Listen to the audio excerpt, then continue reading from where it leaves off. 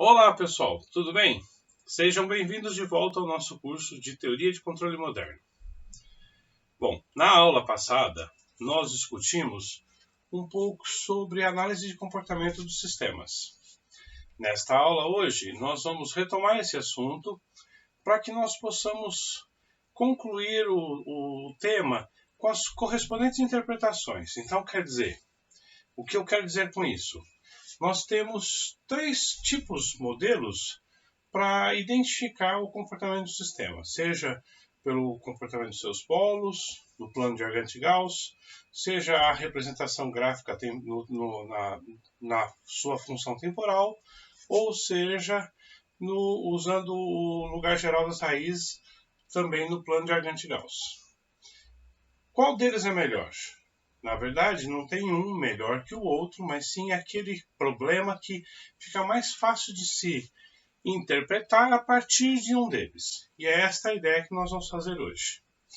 Depois disso, depois de vermos isso, usando a ferramenta computacional MATLAB, nós vamos entrar na discussão da aula hoje, o nosso tema específico da nossa aula, que é a obtenção dos parâmetros para um projeto. Então, quer dizer, qual o objetivo do nosso curso?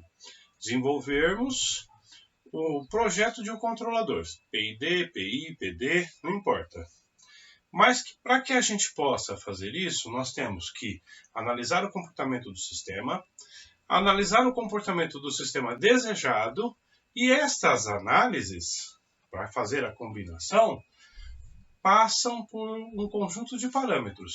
Então nós vamos ver quais são esses parâmetros hoje e como que nós podemos obtê-los. Beleza? Joia? Boa aula para vocês. Bom, então a primeira parte da nossa aula hoje, nós veremos rapidamente a revisão da nossa aula passada e vamos lembrar um pouquinho da função de teste. O que é a função de teste? A função que nós utilizamos no MATLAB para verificar o comportamento de um sistema. A função é o degrau unitário que tem esse comportamento, f de s igual a 1 sobre s, ou seja, na sua forma transformada de Laplace, 1 sobre s, quando fizermos a transformada inversa, ela é uma constante. Isso então significa dizer que ela não altera o comportamento do sistema. No MATLAB, nós usamos a instrução step, entre parênteses, a função desejada, a função que nós estamos trabalhando. Como ela não altera o comportamento, nós dizemos que ela é uma função em regime permanente, ou seja, ela permanece constante permanentemente. Exemplo, quando pego uma função constante qualquer, quando eu gerei essa função, ela gerou a constante, no caso, com o numerador igual a 1, ela gerou a constante igual a 1. Beleza? Joia. Então agora vamos direto para a nossa prática. Bom, então agora vamos fazer a correção de um daqueles exercícios. Nós vamos pegar esta função para poder fazer a correção e os correspondentes comentários. Quem quiser ver a correção dos outros exercícios, tem lá no nosso website, está aqui o endereço, deem uma olhada lá, tem a correção de todos os exercícios. Bom, esta em particular eu quis fazer com vocês porque tem alguns comentários importantes. Então vamos lá.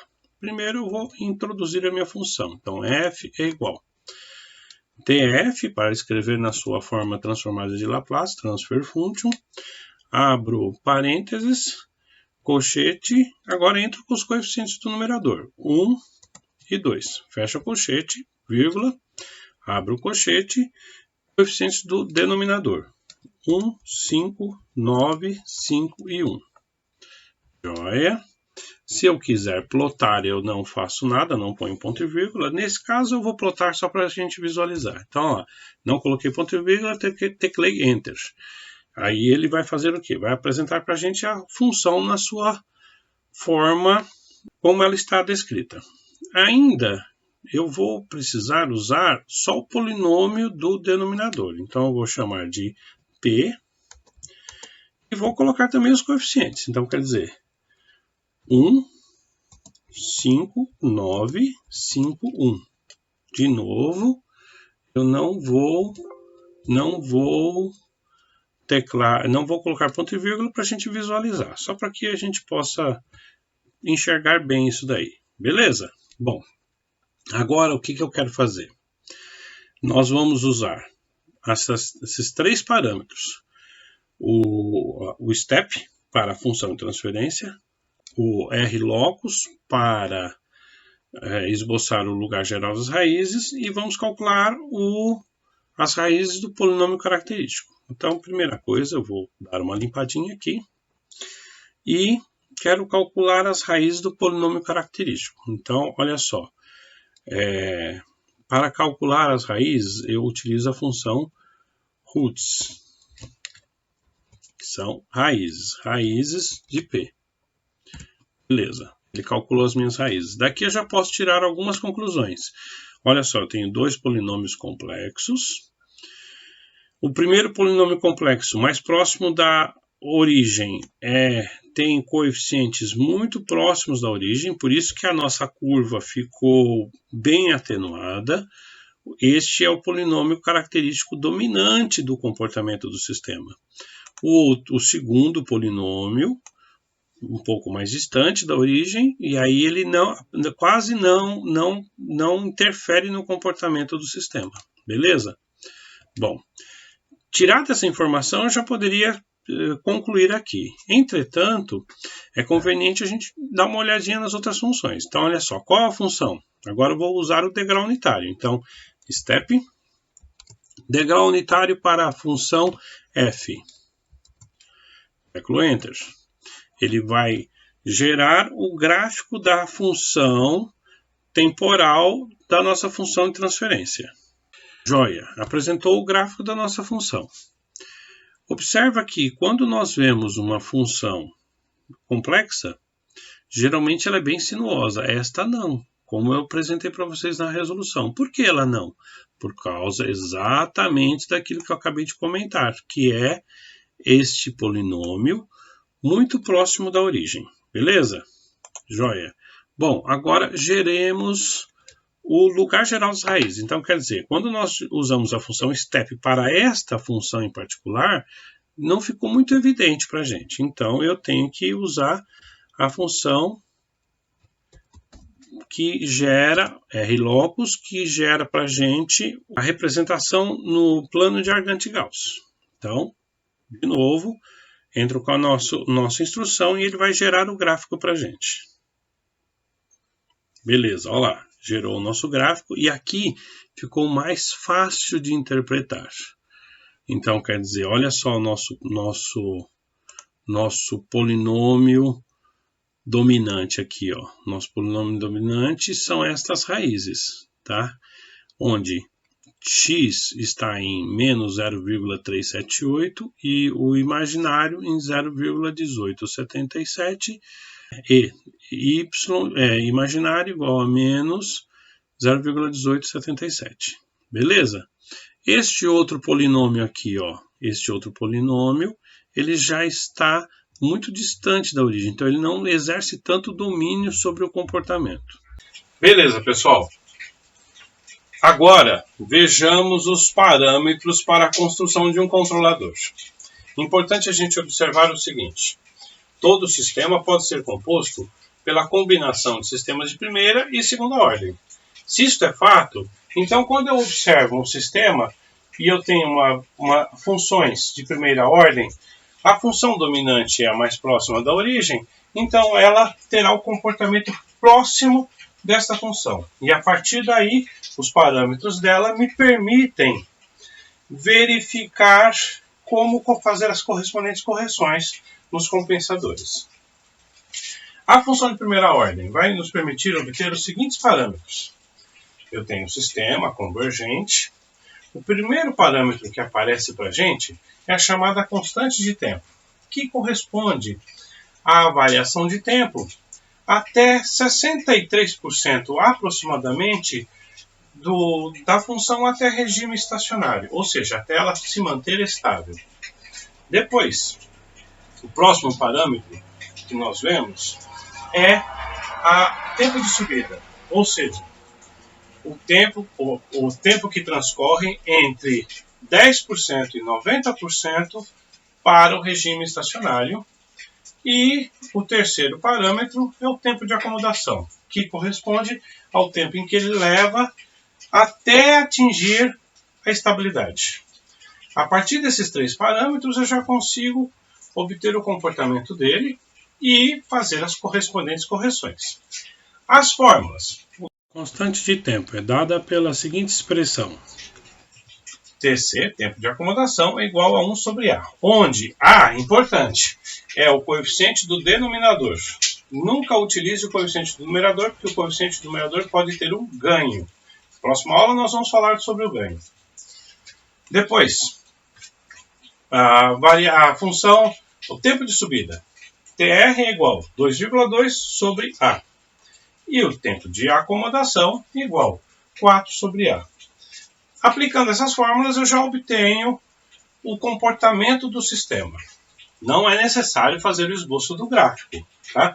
É útil o gráfico para o projeto, mas se eu preciso apenas desses parâmetros, é só aplicar as fórmulas. Beleza? Joia. Bom, depois nós temos as funções de segunda ordem. O que é a função de segunda ordem?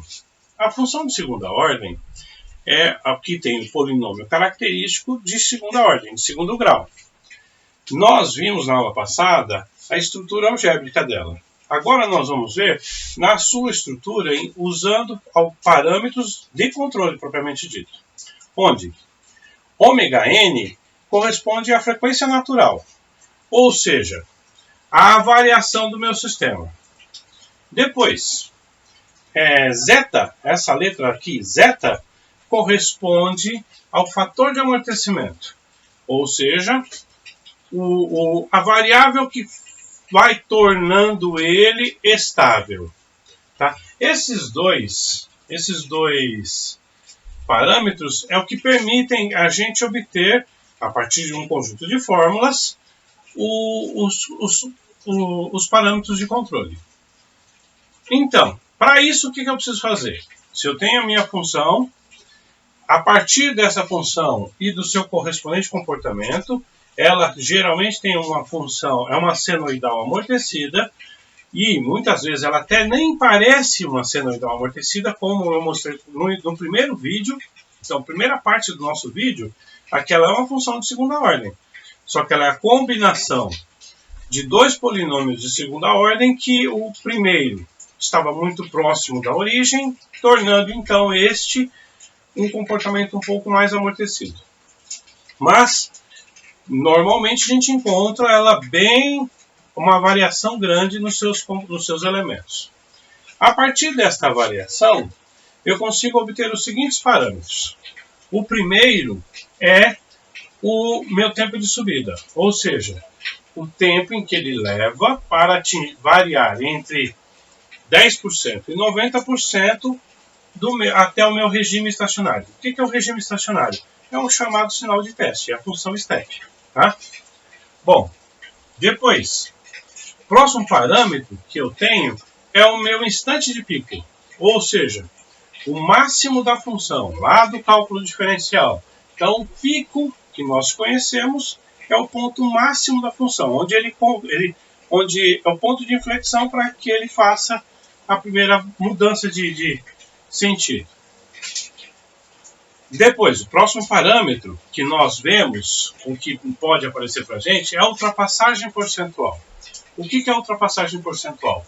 É quantos por cento em relação ao comportamento geral para o meu regime estacionário ele ultrapassou. Então, quantos por cento ele passou do meu regime estacionário, do meu sinal de teste. Quarto parâmetro, nós vemos o tempo de acomodação. O tempo de acomodação é o tempo em que ele leva para entrar em regime estacionário. Lembrando que, quando a gente fala em termos de regime estacionário, admite-se um erro de 2% a mais ou a menos. Tudo bem? Joia. Bom, a partir então desses parâmetros, deste comportamento e utilizando as respectivas fórmulas, nós conseguimos calcular o nosso sistema. Então, quer dizer, o meu tempo de subida. Essa é uma fórmula obtida a partir de modelagem matemática. É dada pela expressão 1,76 zeta ao cubo menos 0,417 zeta quadrado mais 0,039 zeta mais 1. Tudo isso dividido por ômega n. Depois, o meu instante de pico é dado pela expressão π sobre ômega n, que multiplica a raiz quadrada de 1 menos zeta quadrado. Depois, o próximo parâmetro, a ultrapassagem percentual, é dada pela expressão o número de Euler elevado a menos, aí é claro, parênteses, zeta π sobre raiz quadrada de 1 menos zeta quadrado, tudo isso vezes 100, porque é percentual. Beleza? Aplicando essas fórmulas, obtemos esses três parâmetros. Ainda o tempo de acomodação é dada pela expressão Ts igual 4 sobre zeta ômega n. Então, a partir daí, a gente já consegue obter os nossos parâmetros. Suponhamos que temos um problema, um sistema, um projeto a ser desenvolvido, e que não temos o valor de zeta, ainda aplicamos a respectiva fórmula. Zeta, que é o nosso fator de amortecimento, é igual menos logaritmo natural da ultrapassagem percentual sobre 100, dividido por raiz quadrada de π quadrado mais o logaritmo natural da ultrapassagem percentual sobre 100 elevado ao quadrado. A partir daí, temos todas as ferramentas necessárias para obter o comportamento do nosso sistema. Exemplo, eu tenho essas duas funções, função de primeira ordem e função de segunda ordem. É basicamente a aplicação das fórmulas. Então, vejamos primeiro a função de primeira ordem. Primeira coisa a fazer é o quê? Compará-la com a sua forma algébrica. Comparada na sua forma algébrica, eu verifico qual é o coeficiente A da minha função. Observação, importante. Jamais tomamos o coeficiente do numerador, mas sim do denominador. Por quê? O coeficiente do numerador geralmente tem um ganho, que é essa variável k. É óbvio que muitas vezes as pessoas acabam cometendo o erro de extrair a raiz, porque basicamente é extrair a raiz de 9, porque a raiz quadrada de 9 é mais simples do que a raiz quadrada de 7,854. Entretanto, para isso nós usamos uma calculadora. Então, qual a dificuldade?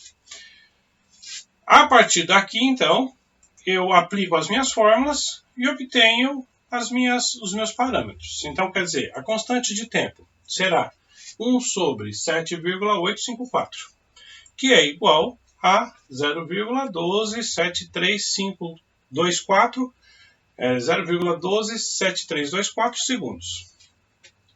Depois, meu tempo de subida será igual a 2,2 sobre A, ou seja, 2,2 sobre 7,854, que o resultado é igual a 0,280112 segundos. Aqui todos em unidade de segundos. E o meu tempo de acomodação, 4 sobre 7,854, ou seja, 0,509295 segundos. Por que eu estou trabalhando na casa dos milhões?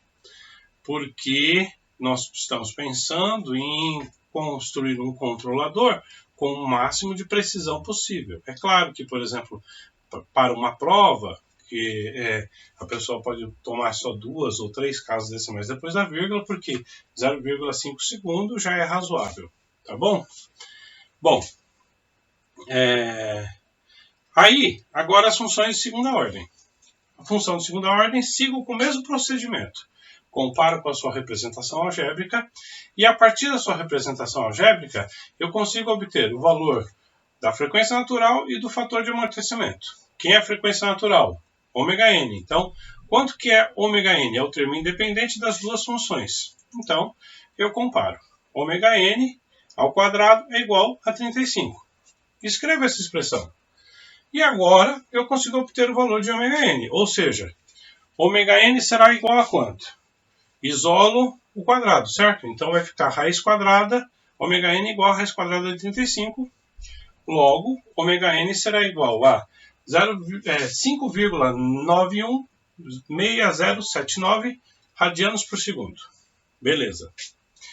Lembrando que ele é uma frequência, certo? Então ele é medido em radianos no tempo, segundos. Depois, vejamos agora o fator de amortecimento. O fator de amortecimento é zeta, certo? Zeta pertence ao segundo termo dos polinômios. Então eu comparo o segundo termo dos polinômios. Comparando o segundo termo dos polinômios, eu posso afirmar que 2 vezes zeta ômega n igual 4,2. Pronto, já sei o valor de ômega n, substituo na expressão e desenvolvo esse cálculo. Ou seja, quero isolar o valor de zeta, nosso fator de amortecimento. Então eu isolo isso. Zeta será igual a 4,2 dividido pelo produto de 2 pelo nosso valor de ômega n, que o resultado será igual a 0,354965. Não tem unidade de medida, que ele é um fator, beleza?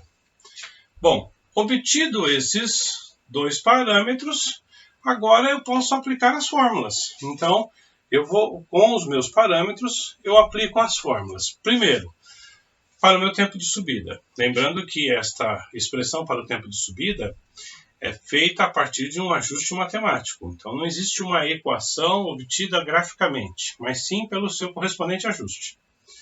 E aí, substituo no valor de zeta para cada um dos elementos e para ômega os valores obtidos e obtenho o seguinte resultado. Tempo de subida igual 0,235795 segundos. De novo, professor, mas se eu escrever 0,23 segundos, você está descartando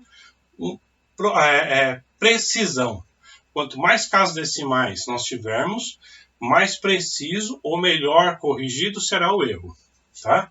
Depois, trabalhamos com instante de pico. Mesma coisa, é a aplicação de fórmula, ou seja, nós utilizamos uma ferramenta de cálculo. Pegamos o valor de zeta e ômega n, substituímos na fórmula, o nosso instante de pico será igual a 0,568015 segundos. Ainda o nosso ultrapassagem percentual, mesmo procedimento, olha lá, é aritmética, certo? Quando a gente só substitui e faz o cálculo usando uma ferramenta computacional. Nossa ultrapassagem percentual será de 30,33%. E, por último, o nosso tempo de acomodação. O tempo de acomodação é igual a 4 sobre zeta ômega n, substituo 4 dividido pelo produto dos nossos dois parâmetros, que será igual a 1,9 segundos. Beleza? Bom, obtido então isto, com base nestes parâmetros, aí a gente já consegue fazer as correções. Como que nós fazemos essas correções? O nosso sistema tem esses parâmetros e eu quero que ele tenha outros parâmetros, ou seja, eu quero corrigir esse, por exemplo, tempo de acomodação. Variá-lo para mais ou para menos. E aí, a partir daí, nós começamos a fazer começar a pensar em projeto. Beleza? Joia! Com isso, nós terminamos a aula proposta para hoje. Sugiro a vocês que peguem os exercícios na descrição do vídeo, para que vocês possam se familiarizar mais com o tema. Lá também tem os gabaritos para que vocês possam verificar seus resultados. De qualquer forma, também no nosso website aqui embaixo, vocês podem acessar esse material e recomendo. Não deixem de usar a ferramenta computacional para poder facilitar o seu entendimento. Beleza? Joia! Bons estudos!